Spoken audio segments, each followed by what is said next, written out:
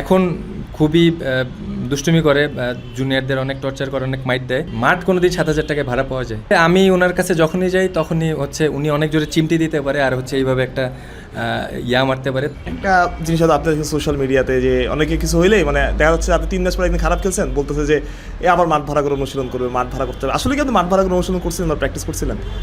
না, যেহেতু এটা একটা কন্ট্রোভার্সির জায়গা, এটা নিয়ে কোনো দিন এটা পসিবল না যে ভাই 7,000 টাকা তাদের পার্সোনাল গ্রাউন্ড আমাকে ভাড়া দিবে। যদিও এটা নিয়ে অনেক কন্ট্রোভার্সি হয়েছে, অনেক কথা হয়েছে, বাট এটা নিয়ে বেশি কথা বাড়াইতেছে না। আমি ওইখানে অনেক ট্রেনিং করছি, বাট আমার পার ডেতে 7,000 টাকা খরচ হয়েছে। মাঠ কোনোদিন 7,000 টাকায় ভাড়া পাওয়া যায়? আপনার কি মনে হয় যে বিয়ের পর আসলে আপনার একটা পরিবর্তন আসছে, নিজের মধ্যে একাগ্রতা বাড়ছে, খেলার প্রতি আসলে ডেডিকেশনটাও বাড়ছে এবং আপনি আসলে একটু বেশি দায়িত্ববান হয়েছেন? ডেফিনেটলি আমি এটা আপনার সাথে 100% এগ্রি করবো, কারণ আমি যখন সিঙ্গেল ছিলাম তখন আমার একরকম লাইফ ছিল, যখন আমি ম্যারিড লাইফ তখন আমার লাইফটা অনেক ডিসিপ্লিন। আগে ছিল ডিসিপ্লিন, এখন মনে হয়েছে আরও বেশি গোছালো। কারণ আগে ধরেন আমি আমার পার্সোনাল লাইফটা যেরকম ছিল, এখন কিন্তু বিয়ের পরে কিন্তু আর ওরকম আমি ইনডিসিপ্লিন লাইফ লিড করতে পারবো না। আমি একটু লেট নাইট ঘুমাইলেও কিন্তু কোনো প্রবলেম ছিল না, বাট এখন কিন্তু ওই জিনিসটা আর হয় না, যেহেতু লাইফ পার্টনার থাকে। আগে অনেক অগোছালো ছিলাম, এখন অনেক চেষ্টা করি গোছালো থাকার জন্য। তো ডেফিনেটলি আপনার সাথে এগ্রি করবো যে বিয়ের পরে একটা আলহামদুলিল্লাহ যে ম্যাসিভ চেঞ্জ আসছে। ভাই, যখন বিপিএল নিলামটা হচ্ছিল, যখন আপনার নাম কল করা হচ্ছিল, তখন আসলে কোথায় ছিলেন এবং তখন ওই সময় আসলে একটু টেনশন কাজ করছিল কিনা, কিন্তু একটু ভালো লাগা, কীরকম ফিলিংস ছিল আপনার? না, সত্যি কথা বলতে যেহেতু আমাদের ফার্স্ট ক্লাস ক্রিকেট চলতেছিল, তখন ওই দিনটাতে ফার্স্ট ক্লাস ম্যাচে ছিলাম। নিলাম যে টাইমে শুরু হওয়ার কথা ছিল তার থেকে কিন্তু 1 ঘন্টা পরে হয়েছে। দ্যাটস ওয়াই আমি নিলামটা দেখতে পারছি। নাহলে কিন্তু আমাদের যদি অন টাইম স্টার্ট হইতো তাহলে কিন্তু মাঠেই থাকা হইতো। তো ম্যাচ শেষ করে যখন ড্রেসিং রুমে আসছি, সবার ফোন ব্যাক দিছে, তখন সবার ভিতরে একটা এক্সাইটমেন্ট কাজ করতেছিল, আমার ভিতরে সেম কাজ করতেছিল। তো ওই টাইমটাতে আমি জাস্ট দেখে এনজয় করার চেষ্টা করছি। সতীর্থরা কী বলছে, ট্রিট চাইছে নাকি? না, এটা তো অ্যাজ এ টিমমেট যারা ছিল, ফ্রেন্ড, ছোটো ভাই, বড়ো ভাই, সবাই মজা করছে, দুষ্টুমি করছে, আমিও এনজয় করছি। এটা তো নর্মালি সবাই বলে। ভাবি কি বলছে, গিফট চাইছে নাকি? গিফট তো নর্মালি সবসময় চাই।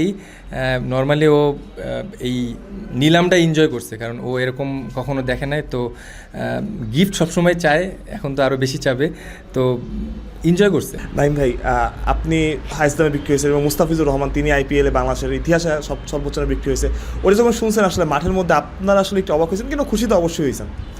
না, অবাক বলতে সত্যি কথা বলতে আমি একটু অবাক হই নাই, কারণ আমি ফিজ ভাইয়ের সাথে আমি যখন থেকে খেলছি, ভাইরে তখন থেকে ড্রেসিং রুমে পাইছি। তো উনি ন্যাশনাল টিমে যে পরিমাণে ভালো ভালো জিনিস সার্ভ করছে, উনি এটা ডিজার্ভ করে। আমি পার্সোনালি অনেক হ্যাপি। আই থিঙ্ক আমার মতন সবারই, আমাদের দেশে যারা সিনিয়র জুনিয়র যারা ক্রিকেটার আছে, সবাই পার্সোনালি ওনার এই অ্যাচিভমেন্টে আমরা সবাই হ্যাপি। নাইম ভাই, অ্যাজ এ টিমমেট হিসেবে মুস্তাফিজুর রহমান কেমন? এখন খুবই দুষ্টুমি করে, জুনিয়রদের অনেক টর্চার করে, অনেক মাইট দেয়। তো ওনার কাছে সবচেয়ে বেশি আমি মাইর খাইছি, এর জন্য এটা আমি বললাম।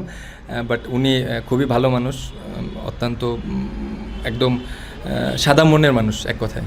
এখন মজার ঘটনা আছে যেটা শেয়ার করা যায় আর কি, শেয়ার করার মতন বলতে, আমি ওনার কাছে যখনই যাই তখনই উনি অনেক জোরে চিমটি দিতে পারে, আর এইভাবে একটা ইয়া মারতে পারে। তো এটা ওনার কাছে সবচেয়ে মনে হয় বেশি আমি খাইছি, আমার কাছে যতটুকু মনে পড়ে।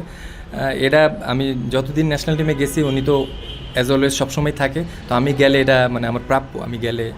আর আমার সবসময় টেক কেয়ার করে, আমার ভালো মন্দ সবসময় আমার বোঝানোর চেষ্টা করে যে ইন্টারন্যাশনালে তোরে কীভাবে ডিস্টার্ব করতে, এইসব পার্সোনাল জিনিস শেয়ার করে বেশি। এয়ারপোর্টের ওই ঘটনার পর বিপিএল নিলামে আপনি সর্বোচ্চ দামে বিক্রি হলেন। আসলে আমার প্রশ্ন হচ্ছে যে ওই সময়টা আসলে আপনার জন্য কতটা কঠিন ছিল? যদিও আপনি বলেছিলেন যে আমি আপনাকে একটা মেসেজ করেছিলাম, আপনি বলেছিলেন যে এগুলো আমি আসলে দেখছি না, তারপর আসলে কতটা কঠিন ছিল? আপনিও তো আসলে মানুষ, সব কিছু মিলে।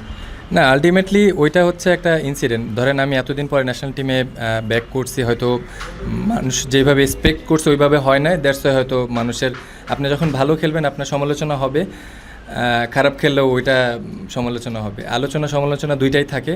তো ওইটা ওভারকাম করা এখন আমার জন্য ভেরি ইজি। তো সাময়িক খারাপ লাগা ছিল, বাট ওটা ওভারকাম করে as a human being, as a player আপনার সামনের দিকে আগে যেতে হবে।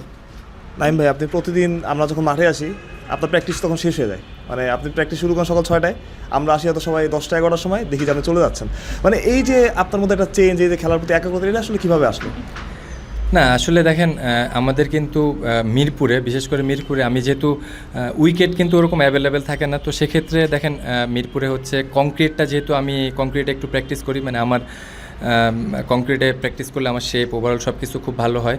আর আমি যে টাইমটা ডিসাইড করছি এই টাইমটাতে নর্মালি কিন্তু সবাই এই টাইমে অ্যাভেলেবেল থাকে না। আর আমি অত ক্রাউড লাইক করি না, আমি আমার প্র্যাকটিসে যখন বেশি কনসেন্ট্রেশন লেভেল দিতে পারি দ্যাটস আমি এই টাইমটা পিক করছি।